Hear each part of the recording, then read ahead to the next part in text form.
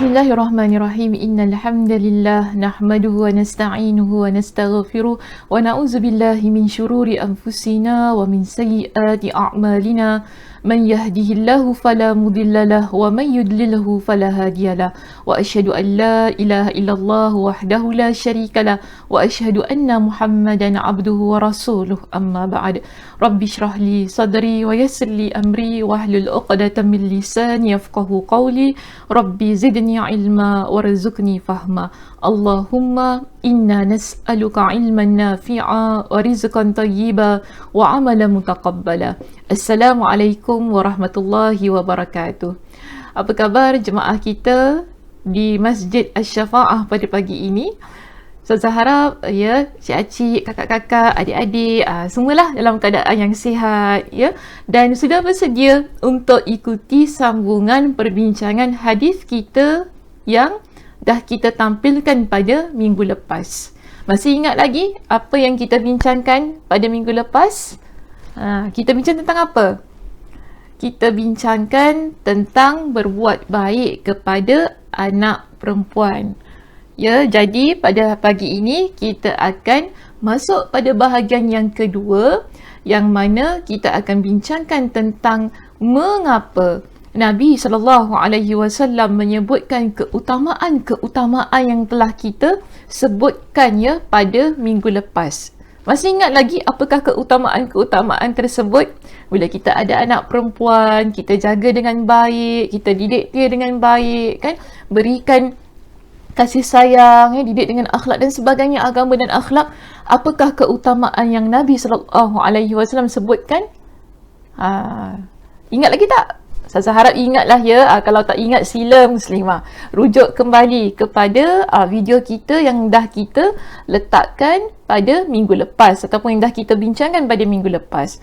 Namun kalau Ustazah nak sebutkan antaranya yang Nabi SAW sebutkan berkenaan dengan keutamaan itu ialah, satu, Nabi kata apa? Bila kita buat baik kepada anak perempuan, jaga mereka dengan baik, ya, didik mereka dengan baik, maka mereka ini akan menjadi penghadang, iaitu kunna lahu sitran minan nar. Mereka akan menjadi penghadang bagi diri kita daripada api neraka. Namun persoalannya sekarang ini muslimah, mengapa ada keutamaan menjaga anak perempuan dengan baik? Kenapa sampai begitu sekali kita ni kalau ada anak perempuan itu dijaga dengan baik, dididik kan dengan sebaik-baiknya? Nabi kata ada keutamaan yang tersendiri. Baik, dia begini, ya. Anak perempuan ini pada zaman jahiliyah, itu sebelum kedatangan Islam, mereka tidak mendapat tempat ataupun tidak diraikan pada masa itu. Tidak berapa diraikan lah, kerana ada di kalangan mereka, walaupun kita tak kata semuanya begitu tapi kebiasaannya masyarakat pada masa itu tidak berapa suka dengan anak perempuan, kurang suka. Dan hal ini disebutkan oleh Allah Subhanahu wa taala di dalam Al-Quranul Karim. Allah ada ceritakan bagaimana keadaan mereka pada masa itu ketika mereka mendapat tahu isteri mereka melahirkan bayi perempuan. Jadi di sini Ustazah datangkan ayat Al-Quran tersebut yang mana diceritakan ataupun direkodkan oleh Allah Subhanahu wa taala dalam surah An-Nahl pada ayat yang ke-58 hingga 59. Apa kata Allah di sini? Allah ceritakan kepada kita tentang situasi masyarakat pada masa itu. Ini adalah masyarakat yang mana kita kata sebelum kedatangan agama Islam, pada zaman jahiliyah lah, senang cakap sedemikian. Mereka ini, Allah sebutkan begini, wa idza busyira ahaduhum bil untha zalla wajhuhu muswaddan wa huwa kazim. Wa huwa kazim. Dan apabila dikhabarkan kepada seseorang dari mereka bahawa dia beroleh anak perempuan, maknanya dia dapat bayi perempuan, muramlah mukanya sepanjang hari kerana menanggung duka cita, sedang dia menahan perasaan marahnya dalam hati.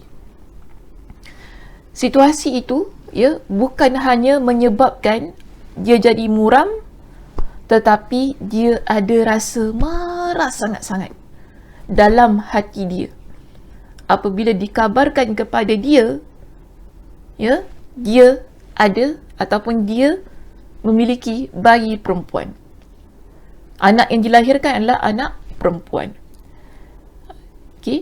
Iaitu di sini ketika kita rujuk muslimah dalam kitab tafsir Imam Ibn Kathir, beliau mensyarahkan ataupun beliau mentafsirkan ayat ini. Beliau kata apa dalam pentafsiran itu?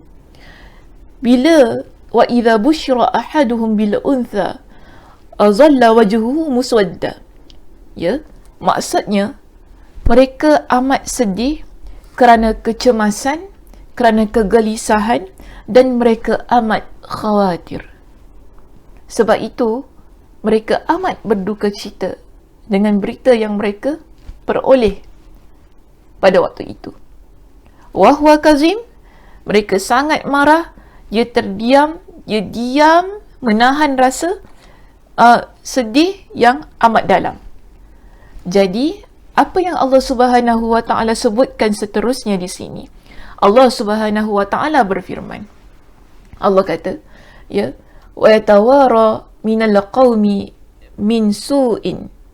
Yatawara minal qaumi min su'i ma busyira bihi. Ayumsikuhu ala hunin am yadussuhu fit turab. Dia bersembunyi dari orang ramai kerana rasa malu disebabkan berita buruk yang disampaikan tentangnya, disampaikan kepadanya tentang dia beroleh anak perempuan. Kita ada 3 situasi di sini muslimah. Masyarakat jahiliah pada masa itu, ketika isteri mereka melahirkan bayi perempuan, mereka terus rasa duka cita. Pertama, menahan rasa marah mereka. Dan ketiga, mereka menyembunyikan diri mereka daripada orang ramai kerana mereka rasa malu dengan apa yang mereka peroleh. Begitu situasinya. Dalam keadaan mereka marah, berduka cita, menyembunyikan diri daripada orang ramai kerana apa? Dapat anak perempuan itu tadi. Mereka bermula berfikir, nak buat apa dengan bayi perempuan ini? Lalu apa yang Allah ceritakan di sini? Allah sebutkan, ayumsikuhu ala hunin am yadussuhu fit turab. Dalam keadaan dia menyembunyikan diri itu, dia pun berfikir, adakah dia akan memelihara anak itu dalam keadaan yang hina? Memelihara anak itu dalam keadaan yang hina. Maksudnya di sini ialah jika dia membiarkan anak perempuan itu hidup, kalau dia nak pelihara anak perempuan ini, dia akan pelihara anak perempuan itu dalam keadaan yang hina, tanpa diberikan hak waris mewaris. Ini yang ditafsirkan oleh Imam Ibn Kathir dalam kitab tafsirnya. Bila disebutkan, adakah mereka fikir sekarang ni, adakah nak biarkan anak perempuan ataupun bayi perempuan ini hidup, yang mana dia akan jaga anak perempuan itu dalam keadaan yang hina, tak diberikan dengan harta warisan, tidak dididik dengan selayaknya, dan selalu pada posisi yang lemah ataupun keadaan yang lemah jika nak dibandingkan dengan anak lelaki. Maknanya mereka akan lebihkan anak lelaki daripada anak perempuan. Mereka akan biarkan, mereka tak berikan satu pendidikan, mereka akan jaga anak perempuan itu, yang mana anak perempuan tersebut akan hidup dalam keadaan yang penuh kehinaan. Ini pilihan yang pertama. Atau yang kedua tadi, apa kata Allah? Am yadussuhu fit turab. Atau menguburkannya ke dalam tanah. Ada 2 pilihan yang sedang mereka fikirkan dalam keadaan mereka menahan rasa marah sangat-sangat dapat anak perempuan ni, dalam keadaan mereka rasa malu betul dengan masyarakat. Kenapa dapat anak perempuan? Aku nak buat apa dengan anak perempuan ni? Aku nak jaga dia dengan keadaan penuh hina, ataupun aku nak kuburkan, maknanya tanam anak perempuan ni hidup-hidup. Ini yang mereka fikirkan. Ini yang mereka fikirkan. Iaitu kalau kita rujuk dalam kitab tafsir itu lagi, dikatakan sebagaimana yang mereka lakukan pada masa jahiliah. Lalu apakah pantas mereka ini untuk menjaga anak perempuan tersebut, atau mereka tanam dia hidup-hidup?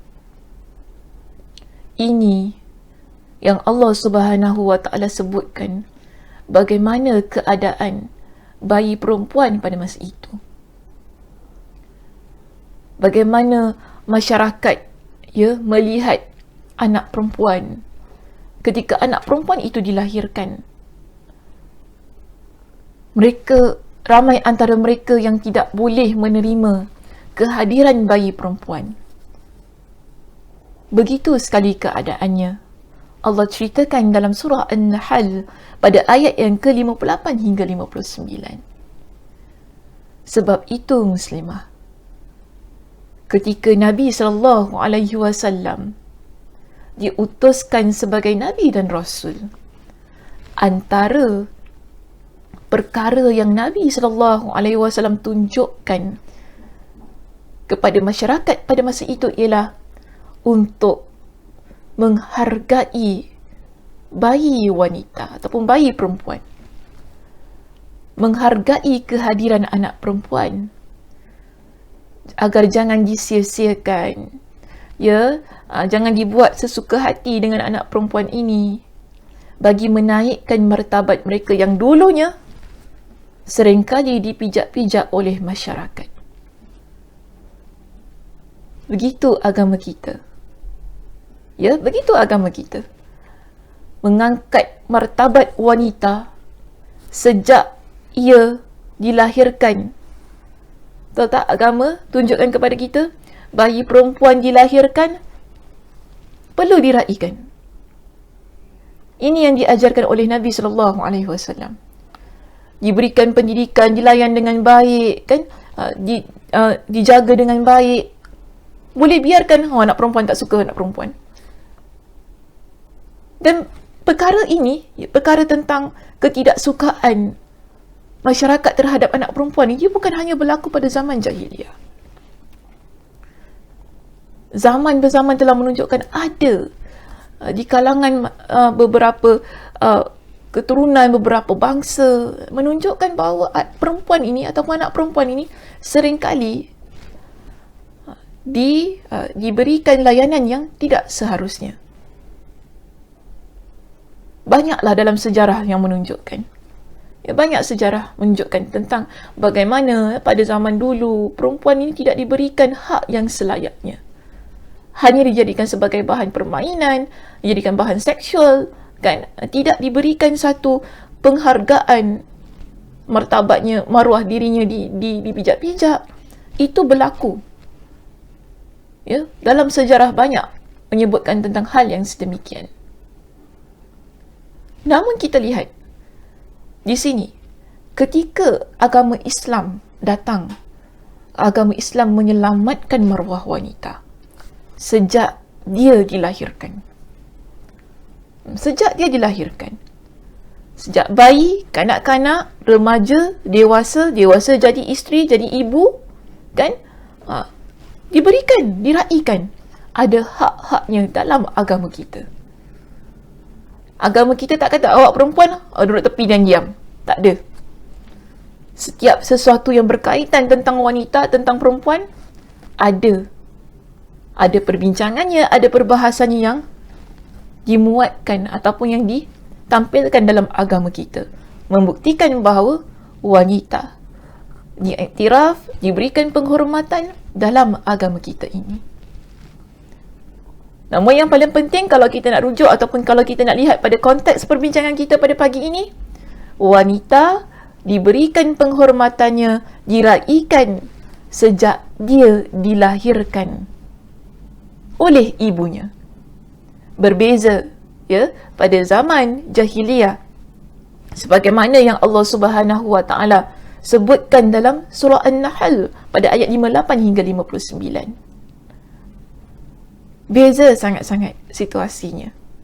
Sebab itu Nabi didik umat Islam. Nabi beritahu kepada mereka di kalangan sahabat, di kalangan masyarakat Islam, bagaimana kedudukan anak perempuan. Ya, tidak boleh diberikan satu layanan yang berbeza. Ia perlu sama. Ya, anak kita perempuan lelaki, perempuan ke lelaki, kedua-duanya adalah amanah dan tanggungjawab yang perlu kita jaga dengan baik. Tak kira, jangan kerana ya dia perempuan kita bully ya, kan kita bully kan, kadang-kadang ada begitu. Sebab dia perempuan apa, dia kena buat tu, dia kena buat ini. Tak boleh juga. Perlu diberikan haknya. Ya, perlu diberikan haknya, diberikan kasih sayang, dijaga dengan baik, diberikan didikan agama. Begitulah anak perempuan. Sama sebagaimana anak lelaki. Yang penting, tak kira anak kita lelaki ataupun anak kita perempuan, kedua-duanya menjadi tanggungjawab kita, ya, untuk kita didik dengan baik sebagaimana yang telah digariskan oleh syariat. Dia begitu. Okey, jadi pada hari ini dah kita dah tahu tadi kan tentang kenapa Nabi SAW menyebutkan keutamaan-keutamaan bila kita berbuat baik kepada anak perempuan, kerana ada kisahnya. Ada satu tanggapan ya, yang mana mereka ni tak berapa suka dengan anak perempuan. Jadi penting di sini untuk kita lihat ke belakang sedikit lah, ya, bagaimana situasi-situasi yang berlaku pada masa itu. Dan di sini ya muslimah, Ustazah datangkan dengan satu buku sebagai rujukan lanjut ya, jika sekiranya ingin baca berkenaan dengan bagaimana situasi wanita-wanita sebelum kedatangan Islam. Di sini Ustazah datangkan kitab inilah sebagai rujukan kita. Kalau ada di kalangannya nak baca, sebab Ustazah pun tak boleh lah nak ceritakan dengan panjang lebar untuk ruang kita yang begitu terhad pada pagi ini. Jadi jika sesiapa yang ingin baca tentang sejarah-sejarah yang berlaku pada wanita ni pada zaman-zaman dulu, kan, cuba baca satu buku yang telah dikarang oleh Dr. Mustafa As-Sibai. Bagus karangan ini, yang mana kalau dalam bahasa Arabnya kitab ini bernama Al-Mar'ah Bainal Fiqh wal Qanun, ya, wanita di antara syariat dan undang-undang. Ini telah diterjemahkan ke dalam bahasa Melayu. Jadi kalau sekiranya ada antara muslimah yang ingin rujuk, yang ingin baca, supaya kita ni lebih menghargai keadaan diri kita ya, sebagai seorang muslimah, sebagai seorang wanita yang mana telah dilahirkan di dalam agama ini, dan kita lihat, belajar dengan lebih dalam untuk kita memahami kedudukan kita sebagai wanita dalam agama kita sendiri. Jadi boleh rujuk ya muslimah untuk kitab, untuk perbincangan kita pada pagi ini, boleh rujuk sebagai perbincangan lanjut ya, agar kita faham kenapa keutamaan-keutamaan ini diberikan kepada mereka yang menjaga anak perempuan dengan baik sekali, kerana ada sejarah-sejarahnya yang tak berapa sedap lah ya, yang berlaku menyebabkan Islam menaikkan martabat wanita sejak dia dilahirkan.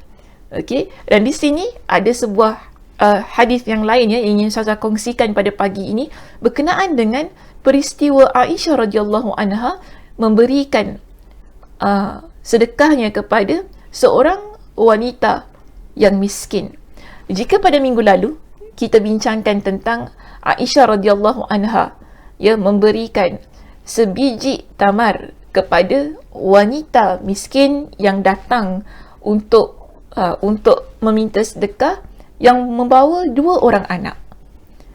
Namun pada pagi ini ya, wanita ini dia bawa 2 orang anak, tetapi Aisyah radhiyallahu anha dia berikan 3 biji kurma kepada wanita tersebut. Apa yang berlaku sehingga Aisyah radhiyallahu anha mengkagumi sifat kepribadian ya wanita itu sebagai seorang ibu yang dapat menyantuni anak perempuannya. Baik, kita baca sedikit ya. Hadis ini tidak ada dalam kitab muslimah, tetapi Ustazah tampilkanlah sebagai satu bahan perbincangan bagi menguatkan ya apa yang dah kita bincangkan pada minggu lepas. Baik, di sini ada sebuah kisah yang diceritakan oleh Aisyah radhiyallahu anha. Aisyah kata, Ja'atni miskinatun tahmilu ibnataini laha fa at'amtuha thalathata marat. Telah datang kepada saya seorang wanita yang miskin yang mana dia bawa 2 orang anak perempuan. Lalu saya beri makan kepadanya dengan 3 biji kurma. Ya. Kalau yang hadis minggu lepas kita bincangkan, Aisyah kata apa? Saya tak memiliki apa-apa melainkan sebiji tamar. Tetapi untuk kes yang ini kan, dia kata apa? Dia berikan 3 biji kurma kepada wanita ini. Dia bawa 2 orang anak perempuan. Setelah Aisyah berikan 3 biji kurma itu, apa yang berlaku? Aisyah cerita begini, ya. Fa'atat kulla wahidatin minhuma tamratan wa rafa'at ila fiha tamratan litakulaha fastat'amatha ibnataha fashaqqat at-tamrata allati kanat turidu an ta'kuluha bainahuma. Jadi Aisyah kata dia beri tadi berapa? 3 biji tamar kurma kepada wanita miskin ini yang bawa 2 orang anak perempuan. Jadi kalau kita lihat ada 3 biji kurma, maknanya seorang satulah ya. Begitulah keadaannya. Jadi wanita ini dia pun berilah kurma seorang satu kepada anak perempuan dia. Kan? Jadi anak perempuan dia makan. Tinggal sebiji lagi kurma itu. Aisyah kata ketika wanita itu dia nak masukkan sebiji tamar tu, sebiji kurma itu tadi ke mulutnya untuk dia makan, anak perempuan dia ni dua-dua minta kurma itu. Anak perempuan ni dua-dua minta. Mereka nak kurma yang mak mereka nak makan, masukkan ke dalam mulut tu. Jadi Aisyah kata apa? Wanita itu tak jadi nak makan. Apa yang dia buat? Dia pun membahagikan 2 kurma yang tinggal sebiji itu tadi yang sepatutnya dia nak makan. Dia bagi 2, separuh dia berikan kepada anaknya dan separuh lagi dia berikan anaknya yang seorang lagi. Begitu keadaannya. Lalu apa kata Aisyah? Fa'ajabani sya'nuha. Dia kata gitu. Saya rasa kagum dengan apa yang ada pada wanita itu. Berkenaan dengan kesabarannya, kan? Bagaimana dia tu boleh berilah, sebab dia ni wanita miskin. Betul tak? Yang tak makan mewah lah macam kita. Ya, muslimah tak makan mewah macam kita lah. Jadi kita ni, saya kata kita lah, kita ni yang makan mewah ni, kita kan tengah makan ni, anak kita minta kan, kita dah marah. Sibuk je lah, aku nak makan, tak senang aku nak makan lah. Kita nak marah kan? Betul tak? Aku nak makan ini, nak makan ni, sibuk je. Apa aku makan, semua korang nak makan. Kita duduk bibir-bibir marah-marah, betul tak? Tapi wanita ini, yang kita kata miskin, yang tak makan, mungkin 1 hari tak makan. Bila anak dia minta, sabar dia, lalu dia berikan makanan itu kepada anak dia. Dan Aisyah radhiyallahu anha ceritakan peristiwa ini kepada Nabi SAW. Apa kata Nabi? Bila Aisyah radhiyallahu anha ceritakan tentang hal itu, Nabi kata begini, muslimah.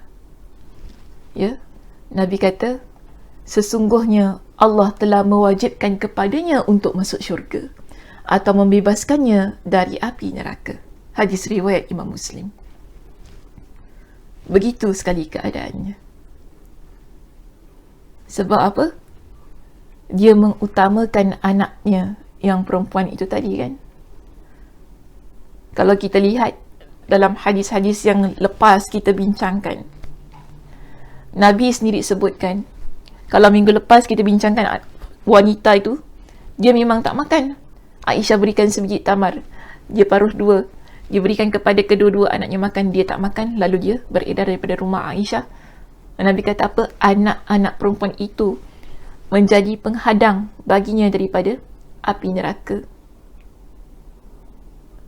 Dan untuk peristiwa ini, Nabi SAW sebutkan Allah Subhanahu Wa Taala mewajibkan kepadanya dengan syurga atau membebaskannya dari api neraka. Sama maksudnya di sini. Ya, sama maksudnya. kesabaran kita mendidik anak perempuan, menjaga anak perempuan, kan? Kesusahan kita menjaga mereka ini. Allah Subhanahu wa Ta'ala berikan ganjaran syurga kepada kita. Maka bersyukurlah, ya, jika ada antara kita yang Allah Subhanahu wa Ta'ala kurniakan dengan anak perempuan. Alhamdulillah, saya dapat anak perempuan. Begitu keadaannya. Mudah-mudahan menjadi aset saya dunia dan akhirat. Ya, menjadi aset saya dunia dan akhirat, yang boleh saya didik dia, yang boleh saya jaga dia.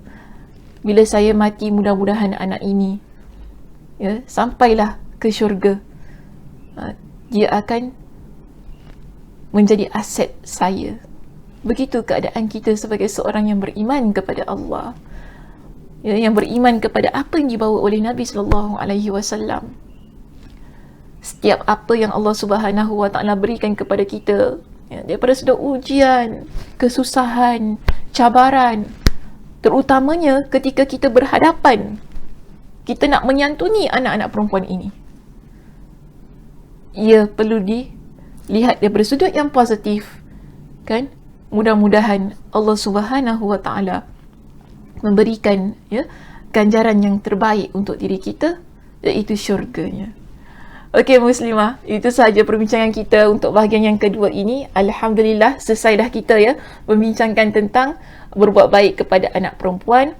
Mudah-mudahan ia memberikan motivasi bagi diri kita, kelebihan kita, maksud saya lebihkan daripada sudut kesabarannya, kekuatannya, ya, untuk kita mendidik dan menjaga anak perempuan yang Allah Subhanahu wa Ta'ala kurniakan bagi diri kita. Okey Muslimah, itu sahaja perbincangan kita untuk pagi ini. Terima kasih, ya, di atas kehadirannya untuk ikuti kuliah kita di Masjid Asy-Syafa'ah. Saya tutup kuliah kita dengan tasbih kafarah. Subhanakallahumma wa bihamdika asyhadu an la ilaha illa anta astaghfiruka wa atubu ilaik. Assalamualaikum warahmatullahi wabarakatuh.